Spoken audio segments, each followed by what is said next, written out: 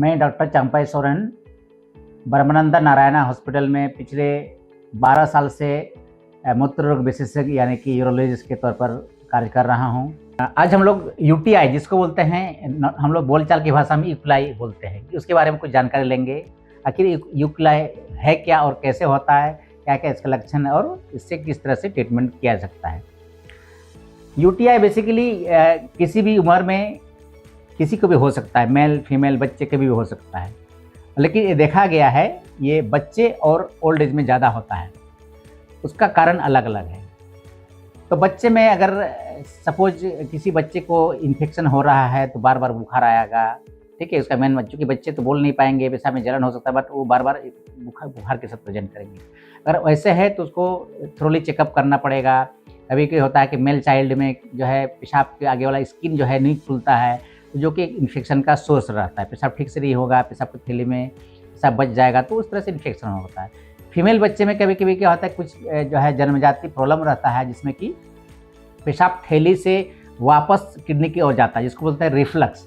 तो उसमें होता क्या है, पेशाब बार बार जब बच्चे पेशाब करेंगे, कुछ पेशाब बाहर निकलेगा, कुछ वापस किडनी की तरफ चला जाएगा, फिर वो वापस आकर के थैली में रहेगा। तो वो कभी भी पेशाब का थैली खाली नहीं होता है। तो उस केसेस में भी जो है पेशाब का इन्फेक्शन हो सकता है।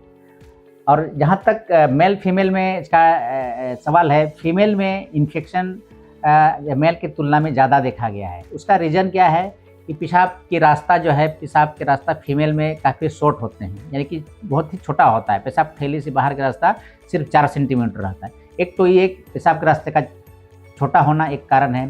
दूसरा कारण है पेशाब के रास्ते का पैखाना के नज़दीक होना। तो जो देखा गया है, जो इकोलाई जो मोस्ट कॉमन 75 केसेस में जो बैक्टीरिया पाया जाता है वो इकोलाई की वजह से होता है। और इकोलाई हम लोग के नॉर्मल आदमी के पेट में नॉर्मली पाया जाने वाला कीड़ा है। तो अगर वो कीड़ा आपके पैखाना से निकल करके पेशाब के रास्ते से थैली में पहुंच जाएगा, तो यही कीड़ा जो आपके पैखाने के रास्ते से में कुछ नहीं कर रहा था, पेशाब के थैली में पहुंचने से आपका इसका सिम्टम कर सकता है, यानी कि इसका बीमारी यूटीआई करा सकता है। तो जहाँ तक इसका लक्षण है वो क्या क्या हो सकता है, अगर सपोज आपको इन्फेक्शन, यूरिन इन्फेक्शन हो गया तो कैसे समझें कि आपको इन्फेक्शन है, क्या क्या होगा। शुरुआत में पेशाब जल्दी जल्दी होगा, जो कि पहले नॉर्मल ही हो रहा था, पेशाब जल्दी जल्दी होगा। पेशाब लगेगा तो रोक नहीं सकेंगे। पेशाब के दौरान जलन या दर्द करेगा, या कभी कभी नाभि के नीचे भी जो है पेशाब लगने से दर्द करता है, या बहुत ज़्यादा इन्फेक्शन होने से आपको बुखार भी आ सकता है। तो मेन लक्षण यही है, पेशाब का बार बार होना, पेशाब जलन होना, पेशाब में ब्लड का आना, ये इसका मुख्य लक्षण है। और सीवियर होने से कभी कभी बुखार भी आता है। तो ये है मुख्य लक्षण।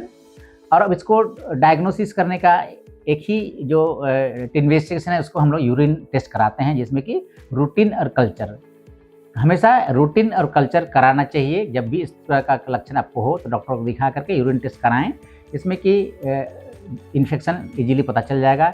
रूटीन कल्चर में दोनों इसलिए ज़रूरी होता है, दोनों का अपना अपना इम्पोर्टेंस है। रूटीन में आपको पता चलता है कि इन्फेक्शन है या नहीं है, बैक्टीरिया है कि नहीं, पस्सल है कि नहीं, उसमें नाइट्रेट पॉजिटिव है कि नहीं, ये सब देखा जाता है। और कल्चर में ये पता चलता है कि अगर आपको इन्फेक्शन है तो कौन सी एंटीबायोटिक आपको देने से रिस्पॉन्ड करेगा। तो कभी भी ऐसा नहीं कि रूटीन में ही काम चल जाएगा या कल्चर से काम चल जाएगा, कभी नहीं। दोनों एक दूसरे के पूरक हैं, एक के बिना दूसरा अधूरी है। ये इसलिए हम जनरल बहुत कोई पेशेंट हम लोग पास लेके आ जाते हैं कल्चर करा करके और रूटीन नहीं रहता है, तो उसमें आपको पता ही नहीं चलता कि कल्चर पॉजिटिव है तो इन्फेक्शन है कि नहीं। कभी कभी क्या होता है कि लैब में भी कंटामिनेट हो जाता है। तो हमेशा जब भी आप दें तो दोनों कराएं, और तब फिर जो है उसके अनुसार ट्रीटमेंट होता है। ट्रीटमेंट बहुत ही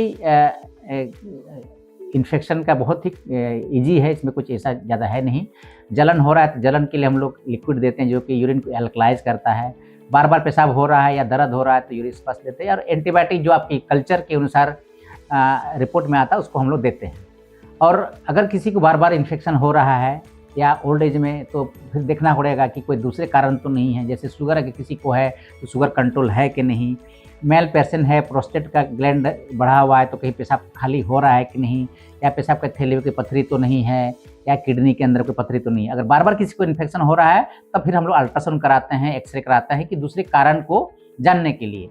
तो कभी भी पहली बार में हम लोग अल्ट्रासाउंड नहीं कराते हैं, सिंपल टेस्ट में ही अगर इनका पता चल गया तो ट्रीटमेंट करके खत्म हो। लेकिन किसी को बार बार इन्फेक्शन हो रहा है, 3 महीने में 2-3 बार हो गया, 6 महीने में 3 बार हो गया, तो उसको हम लोग रिकरेंट यूटीआई कैटेगरी में डालते हैं, या कॉम्प्लिकेटेड यूटीआई बोलते हैं जब किसी को इन्फेक्शन डायबिटिक की वजह से या कोई और बीमारी के साथ हो रहा है तो कॉम्प्लिकेटेड। उस केसेस में आपको थोरोली चेकअप करके जो कारण है उसको भी ट्रीटमेंट करना पड़ेगा, नहीं तो बार बार इन्फेक्शन होगा। अगर किसी को प्रोस्टेट है, पेशाब बहुत ज़्यादा बच रहा है थैली में, तो इन्फेक्शन के साथ साथ आपको प्रोस्टेट ग्लैंड के भी मेडिसिन देना पड़ेगा। और किसी को स्टोन है तो स्टोन निकालना पड़ेगा, या शुगर कंट्रोल नहीं है तो शुगर कंट्रोल करना पड़ेगा, तभी आपका जो है बार बार इन्फेक्शन से बच सकते हैं। कभी कभी देखा गया है कि जो अनकंट्रोल डायबिटिक में सिंपल इन्फेक्शन जो है कभी कभी लाइफ थ्रेटनिंग हो सकता है। अगर इन्फेक्शन पेशाब से चला जा करके किडनी में चला जाएगा तो मरीज का जो है कभी कभी किडनी फेल भी हो सकता है, या कभी कभी सेप्सिस में मरीज की जान भी जा सकती है। इसलिए कभी भी